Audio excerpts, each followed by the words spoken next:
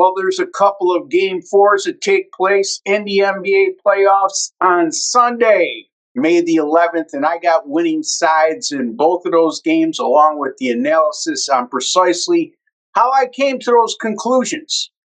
Before I get to that, folks, be kind enough to hit that like button for me. It goes a long way in showing your appreciation for the time, work, and effort I put into bringing you a quality podcast, or free pick video each and every day.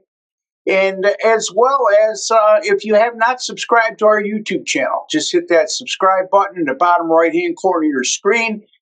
It's 100% free to do so, and you'll be amongst the 200,000 plus subscribers we have at WagerTalk TV.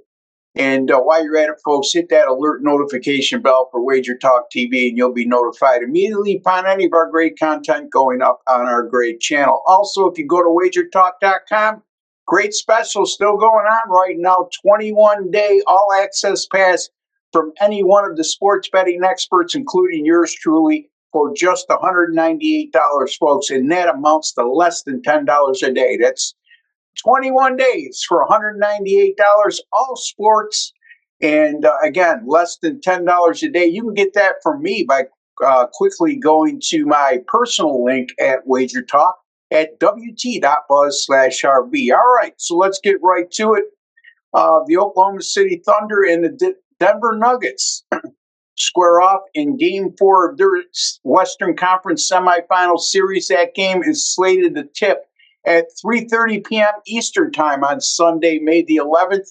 The Thunder right now are a 6-point road favorite, and the total in this game is 227.5. Keep in mind, folks, I am recording on Saturday, May 10th, about 24 hours in advance of this game. So this game and the next game I'm going to discuss, depending on when you view the video, these lines are subject to change. All right, so Denver is coming off that thrilling home overtime win in Game 3 to take a 2-1 series lead. You got to give the Nuggets a lot of credit. After being thoroughly embarrassed in Game 2 at Oklahoma City, they bounced back. They trailed by 5 at halftime, and they came away with a win. And lo and behold, they have a 2-1 series lead over the number 1 seed in the Western Conference, Oklahoma City Thunder. However, the Nuggets this season haven't responded well after an upset win. As a matter of fact, 3-9 straight up and 4-8 against the spread this year when coming off a straight up underdog win like they're heading into in this game. And after a convincing 149-108 Game 2 win by Oklahoma City to even the series 1-1, they once again find themselves down 2-1 in a series. Desperation and urgency certainly paid dividends in Game 2 for Oklahoma City, and I certainly think it will again in Game 4, and they're destined for another strong effort here. I'm not predicting a 41-point win, but I certainly think I can foresee Oklahoma City winning this game and winning it big. This is an Oklahoma City team that's 14-2 this year when coming off a loss. They're 35-10 straight up and 26-19 against the spread on the road. So they've been a good road team. They've only lost 2 in a row, twice all season long. And in this particular spot, they're going to try to avoid a 3-1 series deficit that would really put them behind the 8 ball in the series.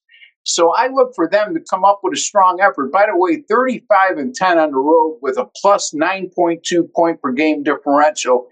I like the Oklahoma City Thunder in this spot, -6 over the Denver Nuggets. The next game comes in the Eastern Conference semifinal series between the Cleveland Cavaliers and Indiana Pacers. The game will take place in Indiana at Indiana, I should say, at 8 p.m. Eastern Time. Right now, the Cleveland Cavaliers are a 5-point road favorite. Indiana coming off a hugely disappointing effort in Game 3. I think they had a bit of complacency set in after winning back-to-back games on the road at Cleveland and overcoming 20 big deficits in both of those games. Um, they, uh, they they really came up flat in Game 3 at home, and quite frankly, were blown out. And uh, with the exception of just a short mini run in the first half that saw them overcome a 15-point deficit, they were never in it in the second half of that game.